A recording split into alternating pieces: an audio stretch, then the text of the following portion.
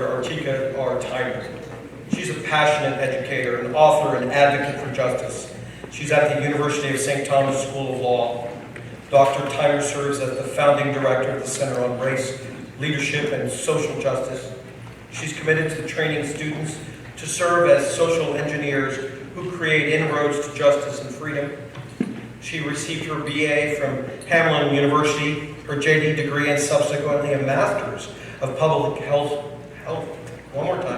Public Policy and Leadership. Dr. Tyner's research focuses on diversity and inclusion in community development and civil rights. In addition to her work, she created a nonprofit called Planting People and Growing Justice Institute, which creates new pipelines to success for all children by promoting reading and diversity in children's books. Dr. Tyner's complete biography can now be found on our convention website. Now let's hear and meet Dr. Tyner and learn more about her important work.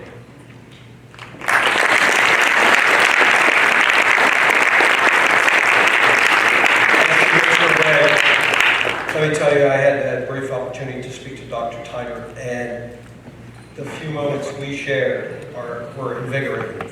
I have not met someone with that high energy in a long time, and it was fabulous. Dr. Tyner, the floor is yours. Thank you. I'm honored to be here today because for me, this is returning back home because I remember Phi Alpha Delta as a pre-law student and the possibility that it gave me as a first-generation student that law school could be within my reach. And law school was not just an option for me, it was really my destiny. Growing up in the Rondo community in St. Paul, I recognized very early on that law is a language of power. And I was determined to become well-versed in that language to make an impact in my community. And you may be wondering, where's Rondo? Thank you for asking. Rondo is a community in St. Paul, Minnesota. It's at the heart of the Twin Cities metro. But why it's meaningful for every Minnesotan and everyone across the nation is because of a highway that went through the center of the historic African-American community and economic hub. That highway was a part of the Federal Interstate Act of 1956. It not only impacted our community in Rondo with displacement and losing our possibility of intergenerational wealth with eminent domain, it also ended what we had was similar to a Black Wall Street, with over 400 businesses at its peak, lost and displaced in real time. But the beauty of life is life has cycles. There was a dream and a possibility and a hope for the future, and I manifest that today. So I'm grateful for my pre-law chapter for giving me the inspiration on my journey and letting me know that the journey was possible in real time. So I start off with that piece of gratitude and my Phi Alpha Delta story. But I know you want to learn more than just that. You want to learn some tools, some inspiration for your journey as well. And I'm happy to be here to serve. I've had over 2 decades of experience in working on research not only related to law, but also related to diversity, equity, and inclusion. And you can guess by now, I'm a civil rights attorney. I focus on education, real estate law, and criminal justice. So let's jump in and look at some of the strategies we can all use to live out the mission of P.A.D, but also to live out our mission as outlined by the American Bar Association. In our preamble, we have very specific marching orders of being the lawyer, as social engineer, I would say, drawing upon my inspiration from Charles Hamilton Houston. Charles Hamilton Houston was a pioneering educator, so now you're getting a sense of how I became a law professor. How many of you have heard of the name Charles Hamilton Houston? Anyone in the crowd? We got a few hands. Wonderful, wonderful, wonderful. This is the best part of my work, making introductions. Charles Hamilton Houston, although you do not know his name, his mentee cannot be lost in history, Justice Thurgood Marshall. But it wasn't Justice Thurgood Marshall alone that he trained when he was a Howard Law professor. He also trained the likes of federal jurists who paved the way for equity and justice in real time. But more importantly, the reason why I start with Charles Hamilton Houston, because his admonishment is what gives me my energy for today. He reminds us that a lawyer is either a social engineer or a parasite in society. Now, I don't know about you, I sure hope I'm not in the latter category. But his work laid the foundation for us to even be in this room together collectively because he prepared for, and notice this, nearly 30 years of litigation to lead up to the case today that we know as Brown versus Board of Education. So with that introduction, it's also a reminder not to get weary in well-doing, that we must continue the work in the quest for justice and equity in real time. And that work, although Charles Hamilton Houston did not live to see Brown versus Board of Education being argued before the U.S. Supreme Court, his legacy has been felt for generations to come. So, you can tell, I can turn this into a history class, I can turn this even into a dance class, watch out. But I'm going to focus today on a few strategies that we all can use to create change in our day-to-day life. So starting with our first strategy, let's see here. The first one is related to, and I know them, so if we don't get it, it's okay. But the first strategy is related to the possibility of defining professional excellence. And the importance of thinking about professional excellence and how not only we serve our clients, because I know I have some effective litigators. I have some folks who are those great oral advocates and those zealous advocates for our clients, those lead problem solvers. But the reality of what we need to think about for professional excellence is the possibility on what we can create in real time. And what we can create related to professional excellence is more than just our traditional legal training in our toolbox. It also includes, with my work related to DEI, the importance of recognizing, and I think Bob Dylan said it best, that times are changing, that it's a changing landscape. If we look at the data that we have so far from the U.S. Census, we know just alone in the category of race and ethnicity that there's been a dramatic change in the landscape of America. Some meet that with fear, and others meet it with faith. And when I'm talking about the latter category, I'm not talking about a religious experience. I'm talking about the faith and the possibilities of what we can create together to make justice come alive in real time. Now, I'm going to open this up for an open-ended question. Based upon the current data that we have that's been released and analyzed by the U.S. Census so far, America will no longer have an ethnic majority by what year? And I know lawyers don't like math, and I know we're also very technical. So over 50%, 49 plus 1, will no longer have an ethnic majority in our nation by what year? Does anyone know? 2050? 2050, 2030. One more for good measure? 2040. 2040 and a lot more. I got 2033. I heard a bunch of numbers over here on my left. Now, when I first started my work 20 years ago, I would say it would be by 2060. And then I get a little ambitious and say by 2059. And then we got more data telling us that the vast majority of new births by 2019 would be children of color. So the reality of it is, where we sit today, a little speculation, is between 2043 and 2044. Why does this matter? It's an invitation to make sure that, one, our profession is representative of the change.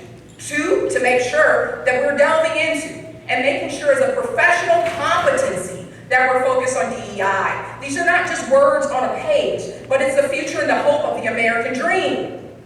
But yet, until just a year ago, law schools did not include this as a part of professional training and development, despite the fact that the National Education Association had already laid the groundwork to not only look at all the rest of the competencies that we need to be effective, but that cultural competency was at the center.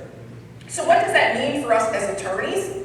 It means that it informs how we serve our clients, how we work together, our ability to problem solve in real time. So for me, an invitation to leadership. It ended up actually being the spark of why I wrote my most recent book, The Inclusive Leader. Because I was told time and time again, you talk about DEI too much.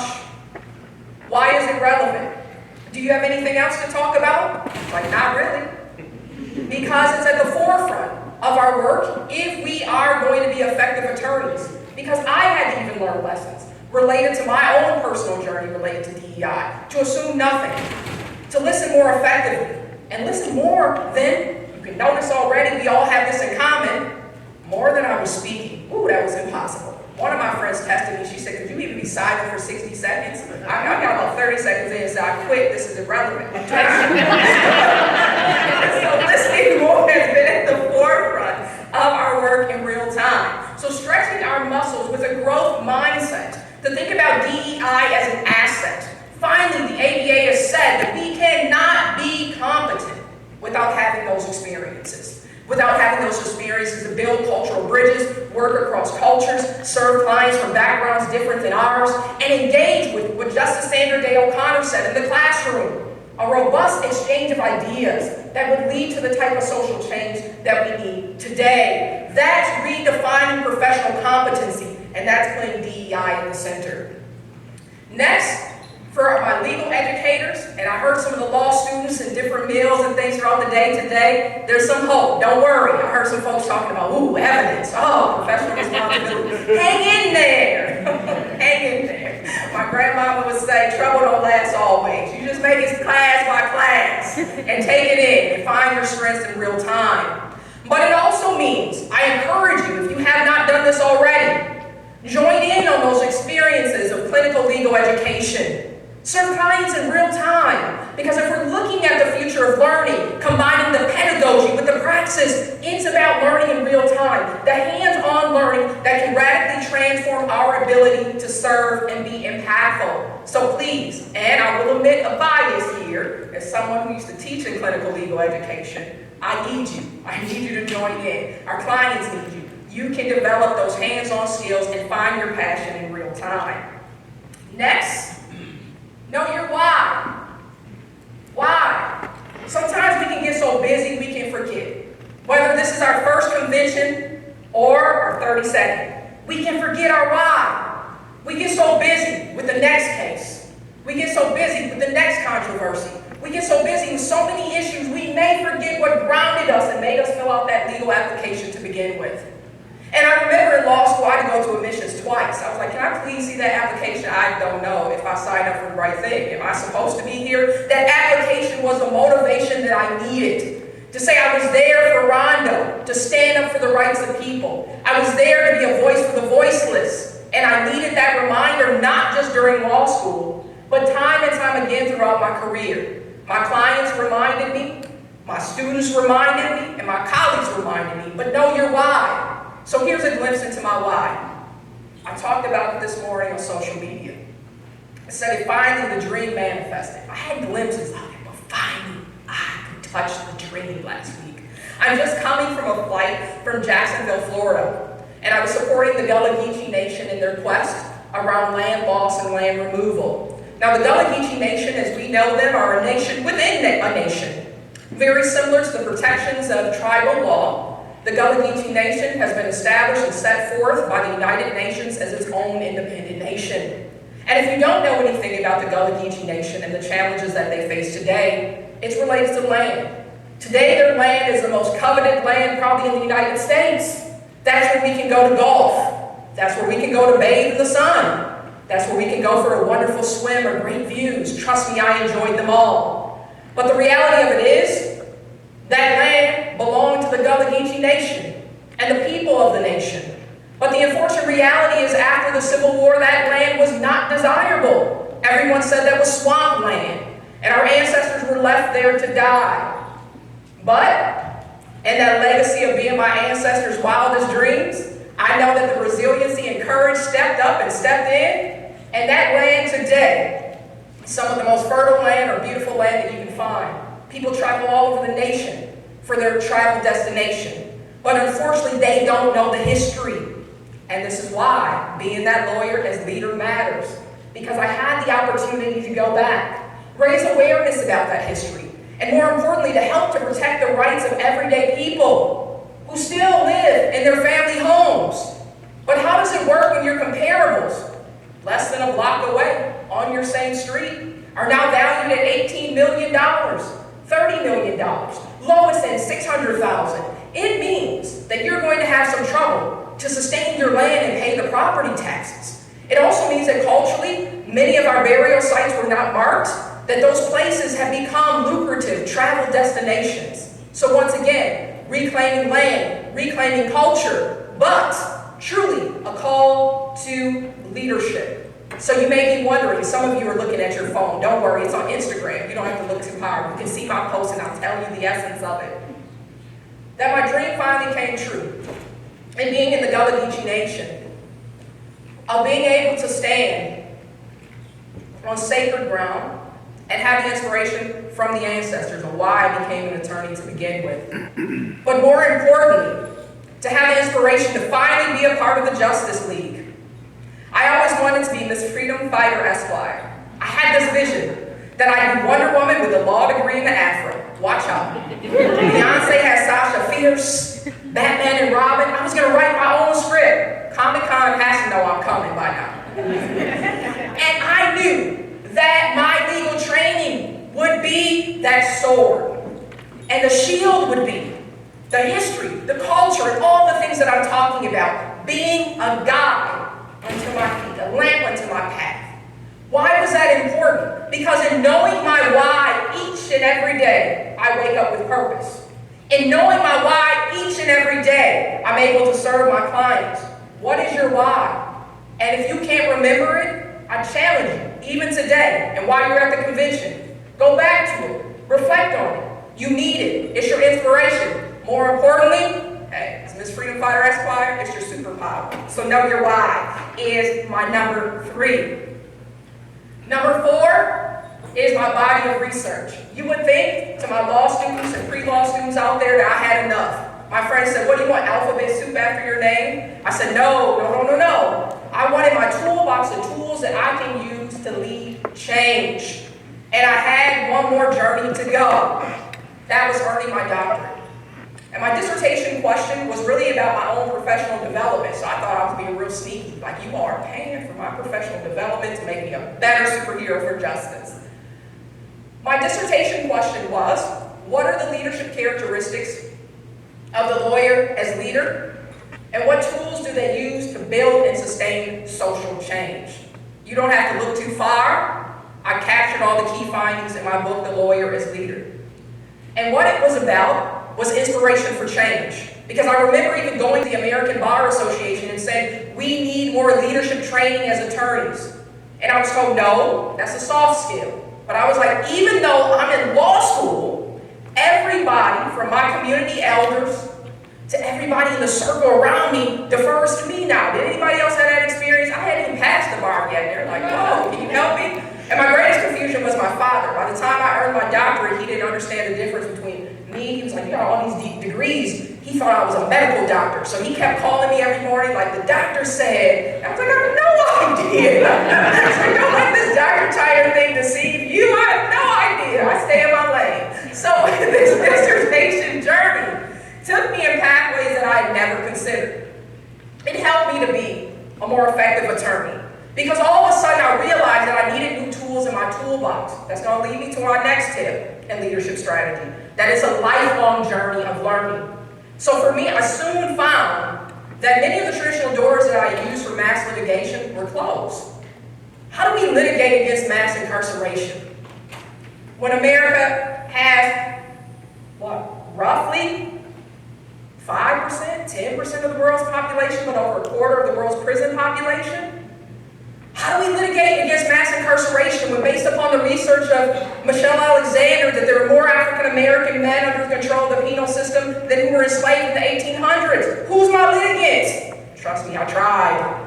But then I realized that I really had to get deeper into policy. I had to understand that this is an interdisciplinary approach. This is where I'll close in my last tip.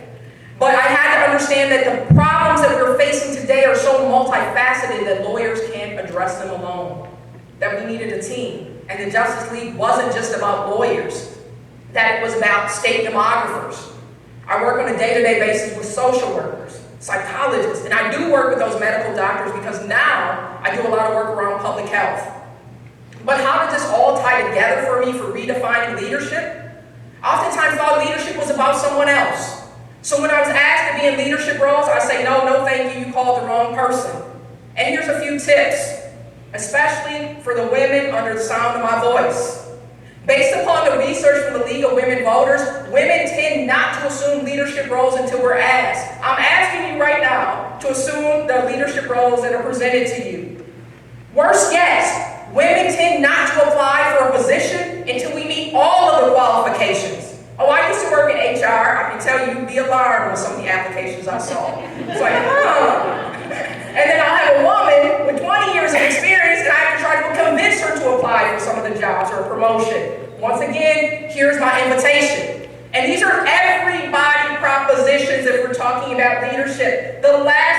on gender equity and leadership that's currently before the federal legislature is pay parity. Why are we still talking about equal pay for equal work? Please convince me. Convince me how pay parity here in 2022 as an African American female. My sisters and I won't receive equal pay until August of 2023. Explain to me how. Explain to me how for Latinas it won't be until November of 2023. Explain to me how. Because as attorneys, this is our why again. That conviction to create justice and make it come alive in real time. That's about redefining leadership. That's about each and every one of us having a sense of agency in real time, about how we can create change. I go nowhere and not talk about gender equity and racial justice. Why? Because I want it at the forefront of everyone's minds. That way you can say, well, that Dr. Tyner, she said a whole lot of stuff, but is she correct about this pay parity piece? Better yet, is there something that I can do? Is there something I can say about mass incarceration? How do I create new pathways for success? This is you redefining leadership. And I can tell on myself, I'll do a case study on myself. How about that? Ethnography at its best. Participant observer, it's me. Still yet, after doing all this research on leadership and social change, writing 4 books for the ABA on this topic, I wasn't convinced that I could even lead. That's why I built our nonprofit, our Leadership Institute, because I knew I needed to lead change. Our nonprofit is dedicated to my clients. Many of my clients learn how to read while in prison. And the reality of it is, we're in a reading crisis, no matter which state of the union you're in. 1 in 4 American children are not reading at grade level by 4th grade. If you're not reading at grade level by 4th grade, you're 4 times more likely to drop out of school. And let's connect it then to my clients. If you drop out of school, you're more likely, 3.5 times more likely, to be arrested during your lifetime. When we look at the rates for the juvenile justice system, 85% is the rate of illiteracy, 60 to 80% for adults. Remember I said I can do dance and I also can do singing. I might have to tap into Motown, Little Marvin Gaye, makes me want to holler. Or a little inner city blues. When we look at these pieces, we can't turn our faces, our hearts and our minds and our intellect from creating change. So far too many times I would look my client in the eye and realize that my client didn't fully understand what I was saying and definitely didn't understand any of the evidence against them. One client in particular has a life sentence without parole. And when I think about this situation, and it was a fight for his life, there's no other remedies left, that he learned how to read well into his sentence. I know with certainty that if he knew how to read, he at least potentially would have taken the plea or understood the devastating evidence that was mounting against him. So when I stand here related to my why, I know I brought a little humor to it. My why is also very sobering, it's very personal, and it's real. So in redefining leadership, it was about the many clients that taught me some lessons on my journey. That if you got voice, you got power. That's that community organizer's chant. That if I had a voice, I had to use it for power, to create change in meaningful ways. So I dedicate our nonprofit to my clients, because that's my little way, in addition to my legal work, to make sure I'm creating a new pathway to the future. Because the notion of our program is, leaders are readers. That if we can spark that interest in reading, hopefully we can create new pathways, to career pathways to the future. Maybe even, if I work hard enough, I can inspire a few more attorneys. We'll see on that. But in redefining leadership, it's about you and I picking up that mantle of leadership and asking ourselves, how can we create change in real time? Number 5, we got 2 more left. Number 5, I'm going to draw upon one of my superheroes for number 5. Number 5 is about getting proximate to the issue. Number 5 is from Bryan Stevenson. The challenge that Bryan Stevenson gives each and every one of us as attorneys, as aspiring attorneys, is to get proximate to the issues. It's one thing, as a researcher, I'm oftentimes observing the data from a distance. I put on my bifocals and I'm reading all the footnotes and there's a distance. But the challenge that Bryan Stevenson gives us by getting proximate to the issue is identifying with the challenges in our community. Whether it's through our pro bono services, or for someone like me, it's through my vocation and my day-to-day work, through our volunteerism. And with it being Black Philanthropy Month, I'd be remiss if I don't say it's also through our philanthropy. How do we invest in communities in real time? So getting proximate to the issues is understanding the issues and getting to the root causes. Let's go back to my Rondo story. It's one thing to say Rondo is interesting. I-94, that's a shame. It's another thing to say, what can we do today? Sitting here in 2022, how can we make an impact in real time? And there are a number of talented attorneys and policymakers that have asked those questions throughout my lifetime. I can name their names, the dedication of 20, 30 years asking the same question. How do we restore the legacy of Rondo in real time? And that meant, in some instances, litigation. It meant public policy reform. And most recently, it meant reimagining the future. One of the proposals before our governor, Governor Walz, is to create Reconnect Rondo, which will be a land bridge that will cover I-94. 2 portions of I-94 going across Dale and Victoria. The hope is, cannot restore everything, but it sure can be a starting point to bring forth some of the affordable housing and entrepreneurship that existed in the past. Why am I bringing up this example? Lawyers got proximate to the issue. They helped to support change. Students got proximate to the issue, and they helped to support change. So my question for you today, what issues have you gotten proximate to? Now we know my superhero story, Brian Stevenson. If you don't know his story, watch the movie Equal Justice Initiative, and better yet, a couple months ago, I had a chance to spend some time with him and go to his award ceremony. Make it to Montgomery. Make sure you go to the Legacy Museum. Make sure you go to the memorial. Because if we're going to understand and create a pathway to the future, we have to understand our past, how it impacts our present, and help to build a better future. But being proximate to the issue is that invitation to leadership. What are those issues that you're passionate about in real time, and how can you change them? My next step, number 6, embark on a journey of lifelong learning. Don't just wait for your CLE credits. Don't just wait for that. Don't just wait for what's happening in class for my law students. Take it as a daily act of vocation, of learning and growth. Can I give you a couple pathways, a little homework? Thank you. No one nodded, but I'll take it anyway. So, 1, we talk about DEI. One thing that you can do is take the implicit association test. They're available free of charge through Harvard University. Millions of people have taken them. But the only thing that I would ask before you even click the button and start taking them, be true to yourself. I can't tell you how many people after they take the IAT, they run into my office. They move too fast. My bifocal was misaligned. I couldn't see. No. The whole point of the implicit association test is that we make split-second decisions. And those decisions impact our clients. They impact our ability to work effectively in teams. They impact our day-to-day life. And I'm known for it now, let me tell it myself. Now I said, no way. I'm a Girl Scout. On my honor, I would try to serve God, my country, help people at all times, live by the Girl Scout law. No way. No bias resides here? No, absolutely not. So I remember I said, no, this DEI stuff is for some other people. I love everybody. I don't see color. I don't see anything. I see just everything all in one. I would quote Maya Angelou and say, we're all a rich tapestry, woven together. No thread is greater than the other. And I was feeling great about myself. Started taking my IATs, and I had a different reality.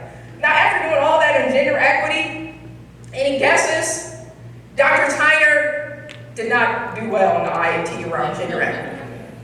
It was sobering for me, and that daily learning journey of even bringing my car to the dealership. I was advocating, notice implicit or unconscious bias. The important thing is to know that it doesn't necessarily align with your explicit belief system. So here I am preaching to everybody else about equity, going into the car dealership and saying, you need more diversity. Why are there not women? If we believe in intersectionality, why don't we have representation in the technicians and the mechanics? So yours truly had a whole lesson plan every time I went to the dealership. And then finally, the dream happened.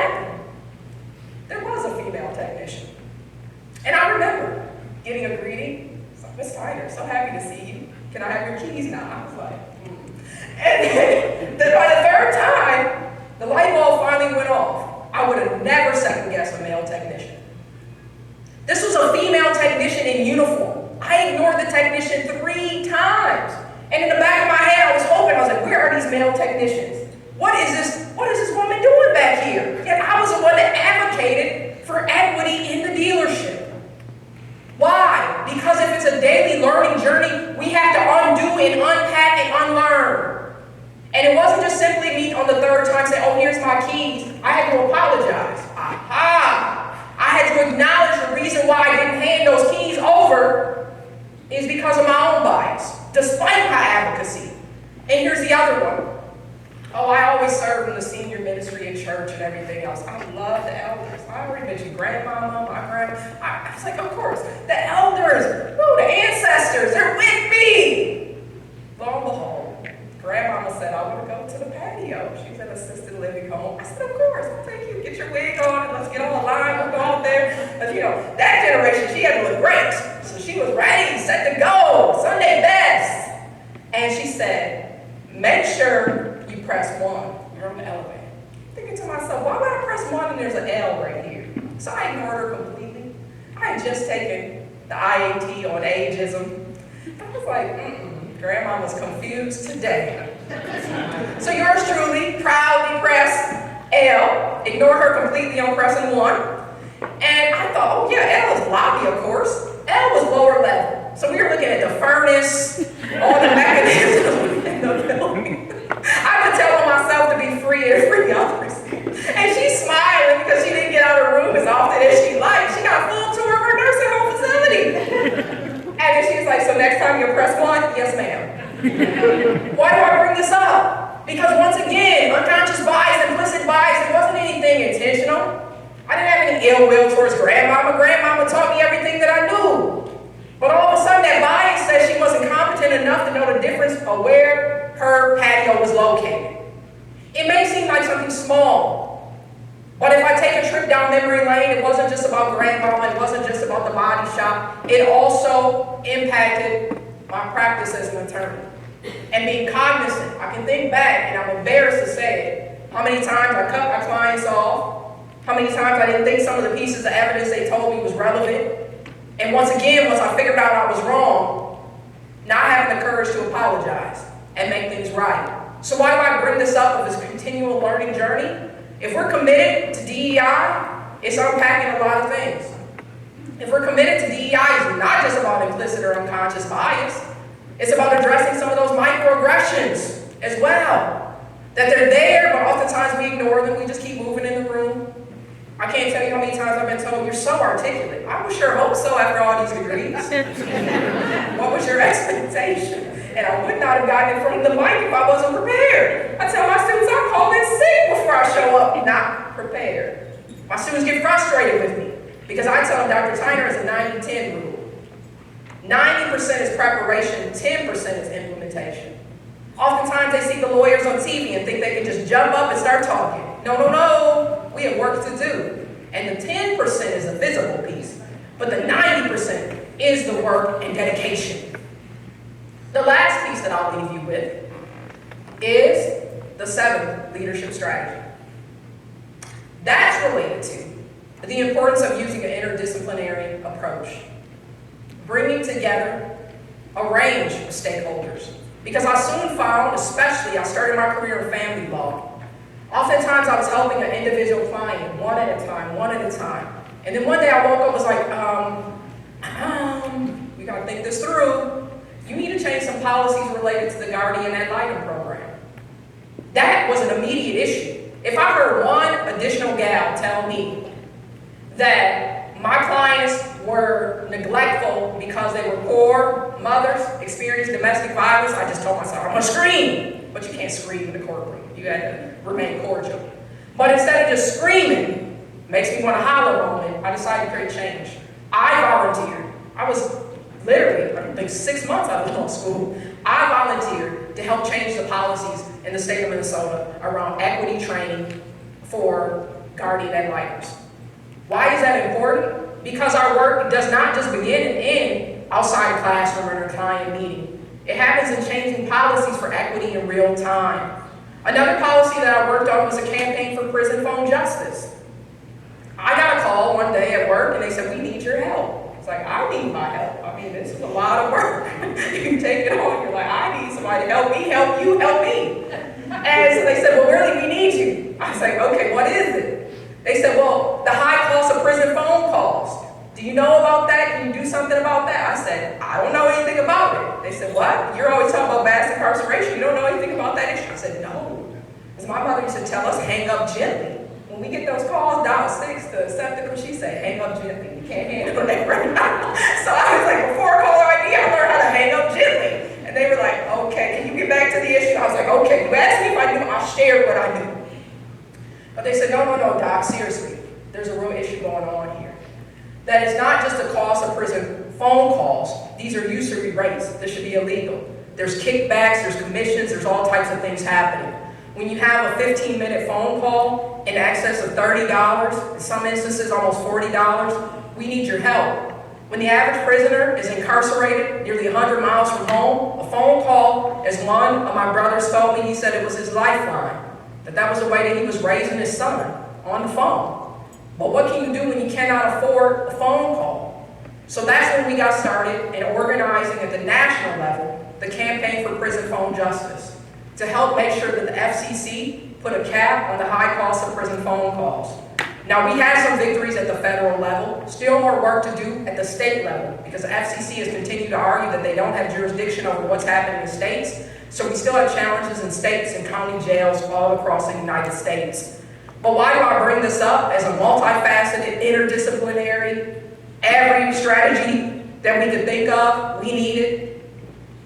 Because those who actually got us organized and helped to move the policy were those who were incarcerated themselves. They were the ones that reached out to their families and friends. They were the ones that organized people to write into the legislature and the FCC in real time. Oftentimes we think about the services that we're giving our clients, but please also think about the underlying policies on change, because if we can change the underlying infrastructure, not only do we help our clients, and yes, I know as attorneys we set precedent, but law, absent a policy, the two go hand in hand. So what are some ways that you can get organized for large-scale change? That's 7. I can count, even though as attorneys we're like, we don't like numbers. That's 7. So I know I also have some time to get some feedback and questions from you. But I want to close this out with a leadership challenge. The leadership challenge that I'll give you are from 2 members of my Justice League. I almost said 1, but 2. I gotta bring 2 into the room. The first one is Bayard Rustin. Bayard Rustin is often a name that's not known in the civil rights movement, but truly was instrumental on the March on Washington in 1963. We would say Bayard Rustin was the great publicist and organizer of our time. Bayard Rustin gives us a challenge. He talks about the fact that how do we really prove that we're committed, whether it's related to redefining leadership, the quest for justice, DEI. He tells us that the proof that one truly believes is simple for him. It's an action. So my challenge for you is, what type of action will you take for change? My last freedom fighter that I will share with you about is Diane Nash. I had an opportunity to meet Diane Nash, it's been 5 years ago at least now, and have that inspiration in person. I was almost lost for words. But Diane Nash was that freedom fighter who helped to organize what we know today as the sit-ins for SNCC and also those freedom rides. That it was young people, and that's why I keep looking over to my left. Young people lead change. History has shown us that young people lead change. I get lost. I'm going to just look at you all and tell you the truth. I get lost in habits. I get lost in ritual. I get lost sometimes in tradition. Oh, during the pandemic, I got lost in the fact I didn't know how to use my cell phone or my computer. My students had to say, "Dr. Tyner, we need to do a fundraiser so you don't have that flip phone." I was like, what? They were organizing. I told them something. They were organizing for my benefit. And better yet, they said, "Dr. Tyner, that computer can be more than a typewriter." I said, "Really?" And they said, "Uh-huh." And they said, "Zoom." I said, "They talk about that in investment club." And I said, "What's that?" wish I wouldn't even be here if I didn't say what's that. But I digress. The ability to get organized, Diane Nash had that gift. And she was challenged, even by the Attorney General Kennedy. They sent some folks down to talk to her. Like, don't get on these buses, they'll be dangerous, people get hurt. You're trying to integrate interstate bus services and integrate lunch counters, people are gonna get hurt. And despite that, you know, she was a young woman, a college student. Despite those fears that they tried to give her, she responded back that she had written her final will and testament, meaning she was willing to die for the change that she wanted to see in the world. And one of the quotes that I love from Diane Nash is that freedom is people realizing that they're their own leaders. Freedom is people realizing that they're their own leaders. So my invitation for you today is, have you realized that you're your own leader? And collectively, that we're a coalition of leaders that can bring forth change. That we can make justice and equity come alive in real time. And that we can live out, even in our preamble of our model rules for the American Bar Association. We're admonished to be a public citizen that seeks improvement of the law and access to justice in real time. Today, I close with not just 7 leadership strategies for planting seeds of social change, but I close with an invitation to join with me on this quest for justice and freedom. Thank you.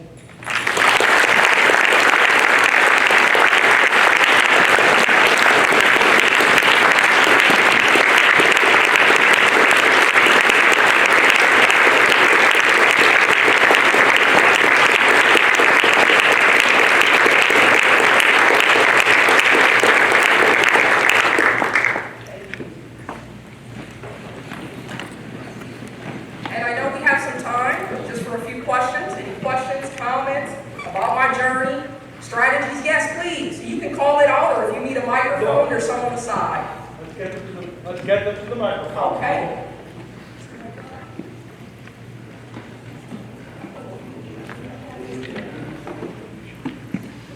Brother Anderson. Dr. Tyner, Ed Anderson, District 24 Justice. What changes did you make in the guardian ad litem system in Minnesota? Because the biases that you touched on, I see that all the time in my courthouse.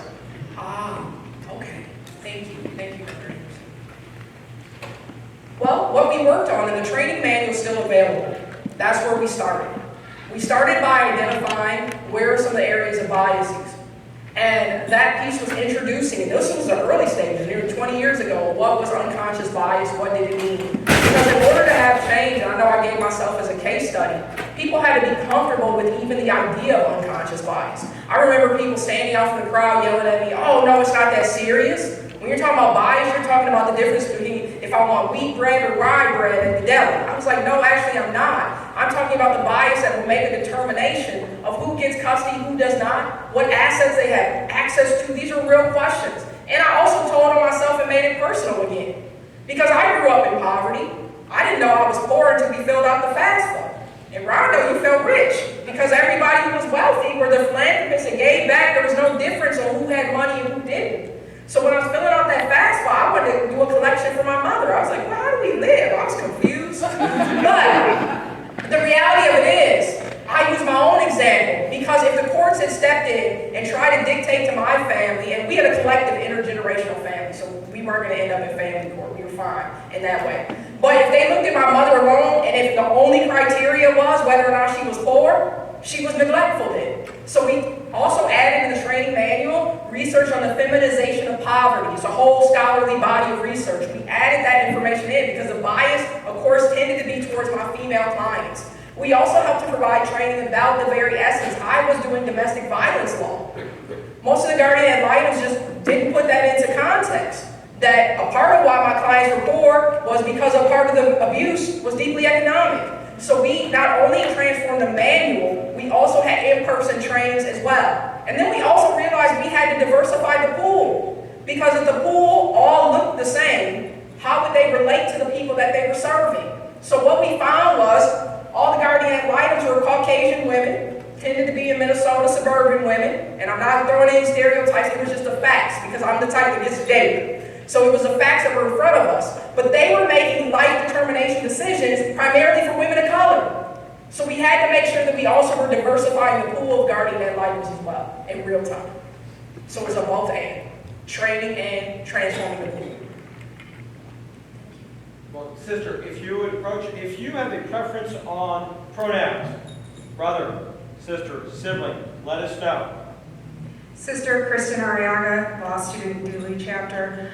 I have a question because I have a strong passion for change in parents that are in dependency court who have their children removed because they can't complete a case plan because they don't have the money to complete the services that are being asked of them, and then their rights are terminated by statute. And the more I speak about this, the more people are like, yeah, that's really messed up. I'm like, yeah, it is, so like, let's do something about it. And sometimes I get pushback that says, well, are they really gonna change it no matter how hard you try? And my answer is yes, if you try hard enough, if you organize. The more I speak about it, the more people know that this is an issue, the more that we can do something about it. But I don't know if that argument is enough. So I was wondering how you respond to naysayers or people who don't have the growth mindset. Excellent, thank you. Thank you, sister, that's my day-to-day life. And the place where they can find a lot of security is on social media. Oh, the tweets, they get interesting. But I say all that to say, to anticipate challenges. I anticipate them. So I wake up in the morning like, who's going to challenge me today? It's interesting, you know, and hopefully they have a more thorough argument than I just don't like you. And so here we are, in all seriousness. This is where you need policy coalition as well. Like for instance, as soon as you were talking about it, I was like, I wonder what type of support they have for Annie Casey Foundation, because we work with them for the Juvenile Detention Alternative Initiative to radically transform juvenile justice reform across the nation. So here's what I do. For me, I raise awareness. I'm steady on that. So you notice even as I was giving the strategies, I was telling you about the cases and policies that I'm working on. Wherever I get a mic, wherever I can talk, raise awareness. After you raise awareness, you bring others, you build coalitions. And then after building coalitions, you help to create mobilization. But the one misstep that I had over the years is I thought all that was free. I didn't realize that I even had to have course filings. I might need to work with a lobbyist to frame my issues up. So I didn't have enough acumen until as of late, a financial acumen. Social change is not free.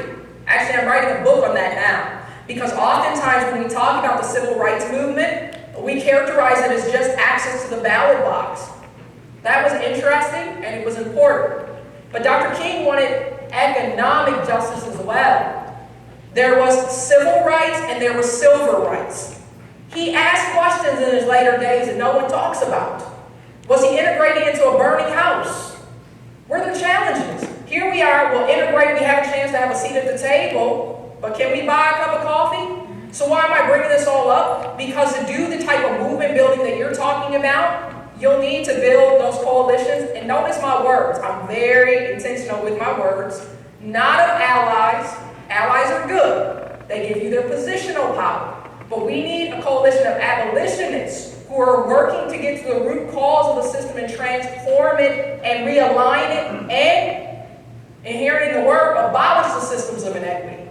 So you need a plan. Awareness, coalition building, mobilization. And within that, you need funding. As a law student, all that's hard to do by yourself. Find the professors like myself who are passionate, whether it's at your law school or another law school. Help to start getting it into every paper I write.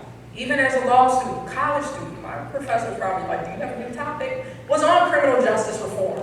So now I graduated in 2003 from Hamlin University. Fast forward to nearly 20 years later, I have a whole body of research and a national reputation and international reputation on issues I'm passionate about. So one is you're not too young or the new attorney to start, but secondly, you have to not do this work alone. You need to build coalitions of abolitionists.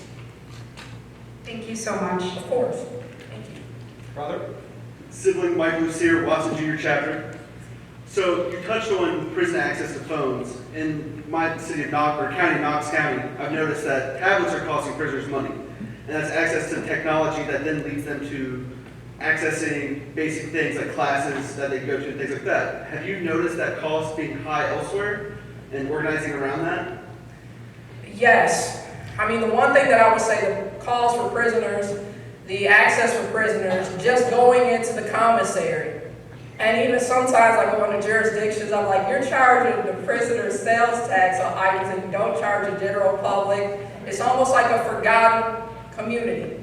So once again, my advice rings true on both sides here. Identifying the issues and mobilization. Can I give you one quick example about the Campaign for Prison Phone Justice? We found a group of abolitionists that I didn't expect to find. I was organizing prisoners and those impacted by the criminal justice system. Lo and behold, one of my students was a veteran, and he looked at my list of companies that I was like, we got to litigate against them, we have to do this, and then he was like, they're the same companies that I had to use when I was coming home from Iraq. I was like, what? Hold on, whoa, let's talk, let's chat over here. So he was able to mobilize not only everybody impacted on the criminal justice side, but around veteran rights as well. So I would say that same technique, you need it as well, and yes, you are correct. If it's not the tablets, it's the stamps, it's the something. But I will tell you, there's a young man who created a program called Flick Shop. He's using technology, and you can watch his TED Talk. His first name is Marcus. He's using technology to make electronic communication free of charge. And Flick Shop has, I believe they'll soon have audio version, but they also have pictures. So then it's not such a barrier through technology to get information in and outside the prison.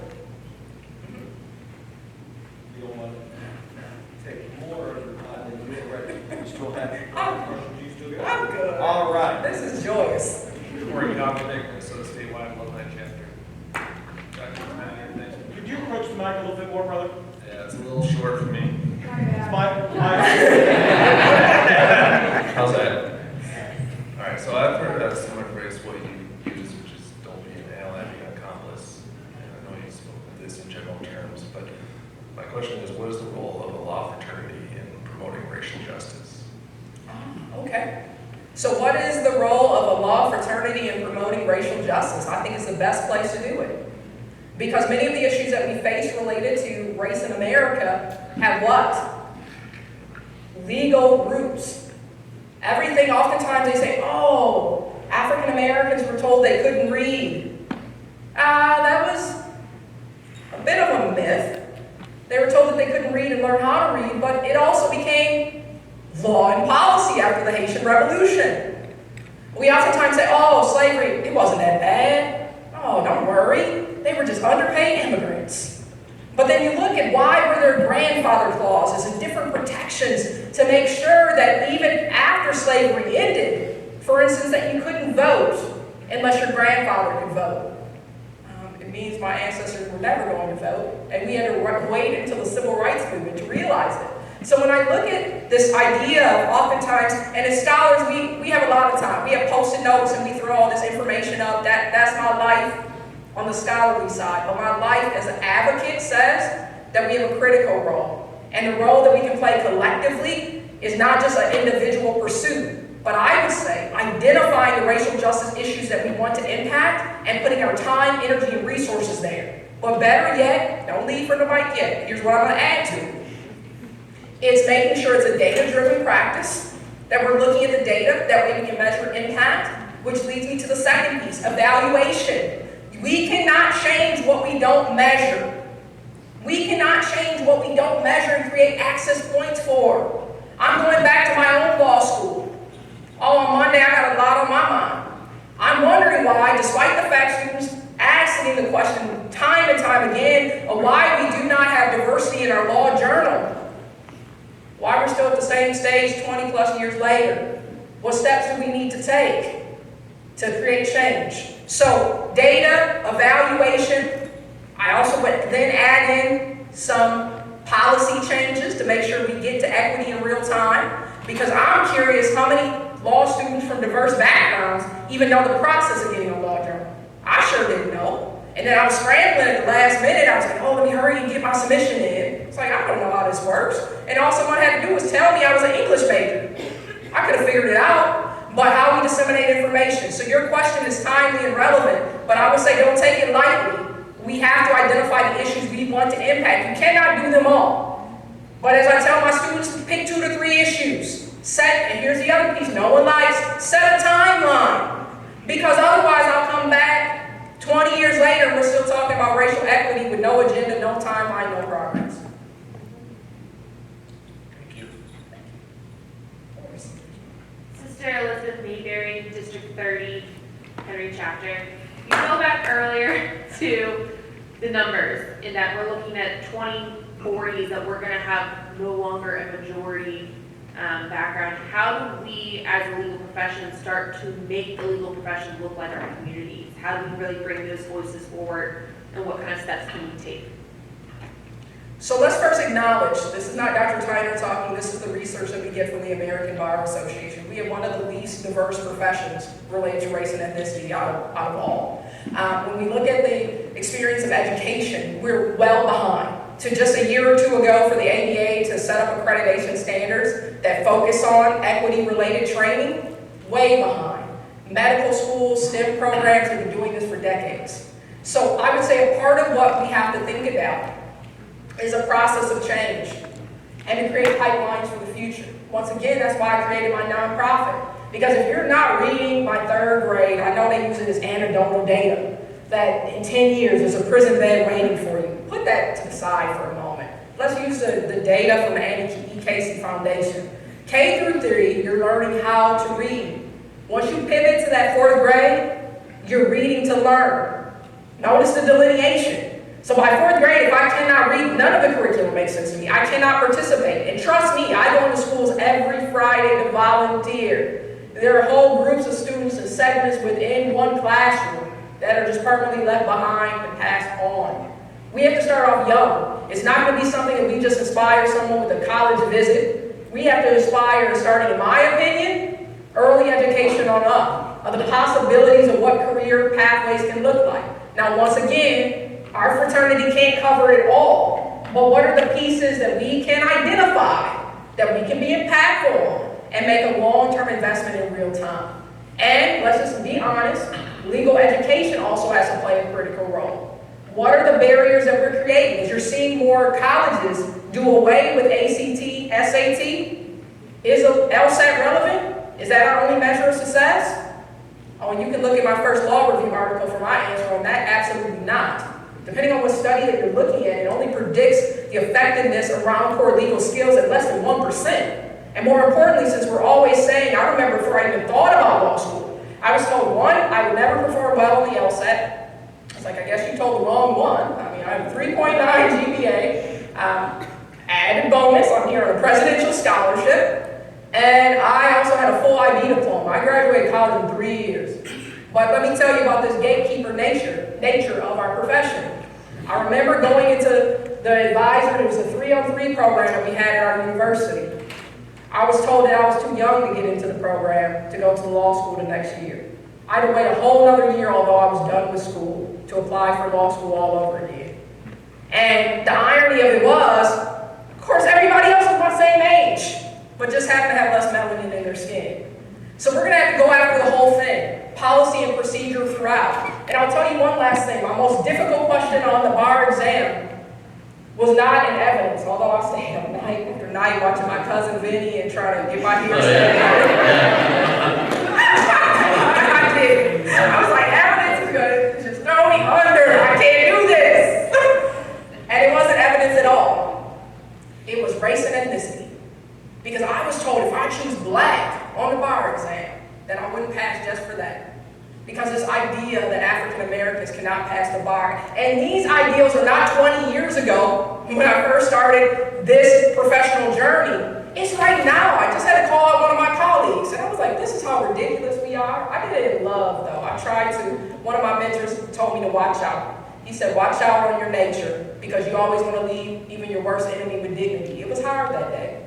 Because he walks in the room and says, African Americans just still struggle with the bar. Oh, I was ready for him. I knew my data. There's only a handful of black students anyway. I already knew they all passed. So I'm waiting to see what the world is even going to say. And he goes, yes, yes, yes. And it's because even, you look at that Howard Law School, they had some African Americans that didn't pass. I held my breath. You go 1, 2, 3, because you got to be mindful as attorneys. You know, keep your breathing, keep your health. I was like, did he really say what I just think he said?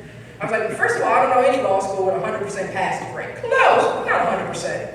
And I was like, and do you know that Howard is an HBCU? So I would hope to know that there were some black people that didn't pass the bar because they're historically. He's like, what? What's an HBCU? Never mind. So I give you all this to say, choose your battles, choose them wisely, follow the data, make an impact, measure your results, and to your point, keep it moving. Because if I pause and respond to everything someone says to me, I wouldn't be standing here at the podium today. That's just law school. My doctoral program, time for dissertation proposal. Only student of color at that stage.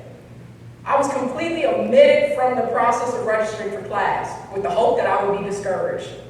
I had to wait a whole other year to take my dissertation proposal class because that Socratic method played out and it was like, ooh, I'm just gonna get you one last time. I had to wait a whole other year. But little did they know, oh, my ancestors' wisdom kicked in. So I started doing your research, write your lit review, and you'll be a year ahead. But I was completely excluded from registering for the class because they weren't sure if a person of color could complete their dissertation. This isn't 100 years ago. This is right now. So I hope a part of this is we hold ourselves accountable. When you hear those type of statements, call it out. It doesn't always have to be the person who's considered marginalized or the oppressed group. And why do I have to call out my own oppression? That makes zero sense. And one last story that I'll tell you on it. I was called in to do this interview series. And the young lady, I didn't mean her any harm. I just didn't have my coffee yet, and I was just being real direct. So she ends the interview. You know, she's getting towards her next section, so she's ending that section, and she says, well, you know, how do you end racism? I said, what? I thought she was talking to somebody else. I'm like, who else is in this room? How do I end racism when I'm experiencing it? So I think that goes back to that other question of what vocabulary words we'll use. You can choose on your own if it's ally, accomplice, or abolitionist, whatever it is. But I think the commitment on how we create change, because I can tell you in being a legal educator for the past 16 years, the experience of my students of color is dramatically different than the experience of everyone else. So let's plan. Let's prioritize, and it sounds like we got a racial justice movement brewing right here in this room. Hey, Dr. Tyner, thank you very much. Sanjay Reach, Chapter Justice, Central Connecticut Alumni Chapter, lifetime member of Milton Chapter. So I had a question. When you first introduced yourself, you said one of the practice areas that you specialize in was real estate.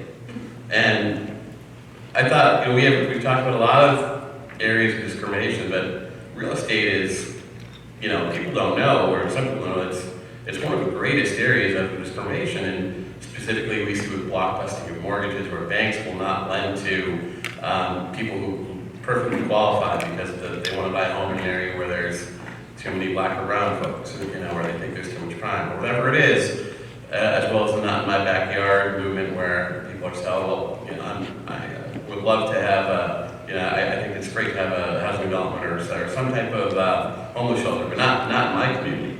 So, because you do some real estate work, you do a lot of real estate work, and I want to kind of get your take on the headwinds you're seeing in that area, and how improvements can be made, and if you've been a part of any reform efforts in housing and housing discrimination. Oh, excellent point. Now that's a whole other lecture. I feel Brother John moving closer. Literally, I just had that lecture for the Colorado Bar Association, their real estate section. There's a few things that I'll highlight really quick. I think when we're looking at broad real estate related challenges in real estate law, we want to make sure that we look at the policy side of community benefits agreements. Maybe, I mean, if it doesn't always fit depending on the nature of the issue, but it sure makes you start to think and make everybody involved think about what is the impact on the community in real time. Because this ties into, I could lecture on this one all night long. And trust me, I've lectured 4 or 5 hours by myself with my own Q&A, but I'm not going to do that to you today. You have environmental justice issues, which ties into public health issues, depending on where someone's located. Look at the young girl, Marie Copney in Flint, Michigan. She has to spend most of her young childhood debating on access to clean water in real time. So you have the environmental justice issues. And the main reason why I got involved in real estate law is my experience in Rhonda. Because in that displacement, my family was blessed in the sense our family home is directly across the street from the freeway. If we were 1 block north, I don't know where I would be because I don't know how our family would have been impacted by that level of displacement. Eminent domain came in, and of course we weren't paid the fair market value of our homes. Everybody knows that, that's documented. And then they had the nerve, and you can see me on PBS NewsHours talking about this one. They had the nerve to have a community healing circle where you were supposed to take your grievances, write them on a paper, and put them in the fire. I said, no. I will not participate. Are you serious? I said, no, because I cannot cash an apology. A part of this work, we're going to have to fix and get back to the root causes in real time. Writing my grievances on a piece of paper, a healing ceremony, and burning the ashes does not fix the fact that our neighbors lost their homes and lost the possibility of intergenerational wealth. That's just one dimension of it. Some of the things that are happening in real time in banking, for instance, make sure if you're working in real estate law, everybody's told to join in on the gig economy, work for yourself, DoorDash, Fiverr, do everything. But banks are starting to say you can't use that income to verify for a mortgage. So we're going to have to think about some of these policy issues. And the last one I'll give you just something to think about, because for me, the English major, I just look at words for hours and try to figure them out and unpack them. I was an English major too. Oh, yay! So that's why you're asking me these types of questions. Yes. The big one for me is gentrification. The student was mad at me all semester. He's like, Dr. Tyner, you seem to be pro-gentrification from your statements. It's like, I don't make any statements. I bring in data in the classroom. Classroom is not the place for my opinion. So what statement? Oh, none, but it just seems like, no, I gave the student a challenge. I said, my statements, how I feel doesn't matter. But gentrification, if you look at that alone, you're going to miss one big picture. He said, what? We have another family home in the Rondo community. Our family home is probably worth about $500,000 now. That's still significant a bit in the state of Minnesota in our specific region. And the thing for me was, yes, we will have the benefit of equity rising over time. But the challenge that I gave the student, I said, in gentrification, you're only looking at what happens with displacement, and related to those numbers, you're missing the big picture. Has my family been able to increase their earnings at the rate to be able to purchase that home today? There's a distinction there. And the resounding answer would be no. So we also have to think about the equity issues around gentrification, because we let gentrification mask a whole conversation where then we're not talking about the pure economics, what's happening zip code by zip code by zip code by district. The last trend that I'll give you to keep your eyes open for in real estate, of course, is opportunity zones. Can these additional dollars and policies that are rising up in our community, can they help to be the equalizer in real time? And then I'll make sure you have my card, because truly I could talk about this one a lot longer than the time we have together. I'll be into the session on Saturday if I get into this. Thanks, Dr. Thank you.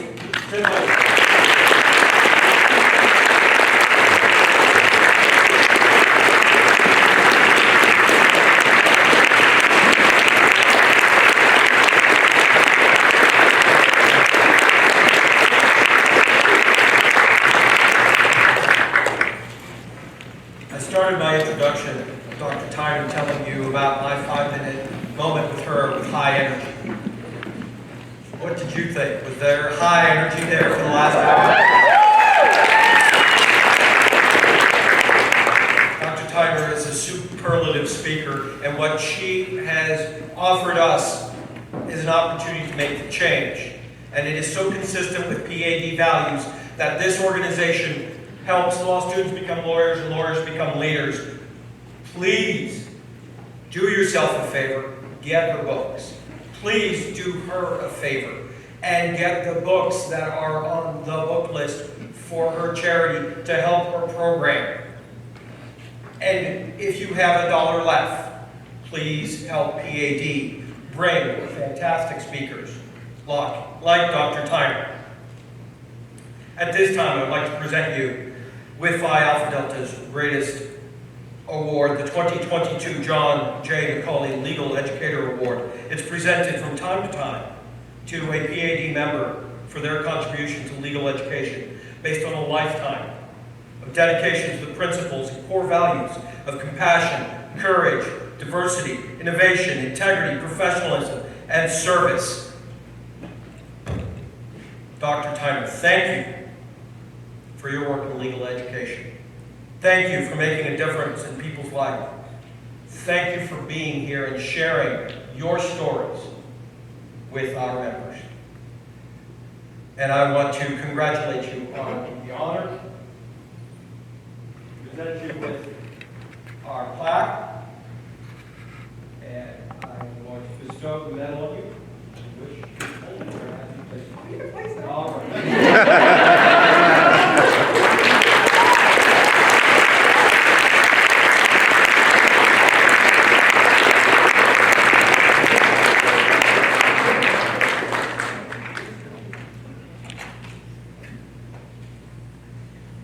All right, you remember the handshake?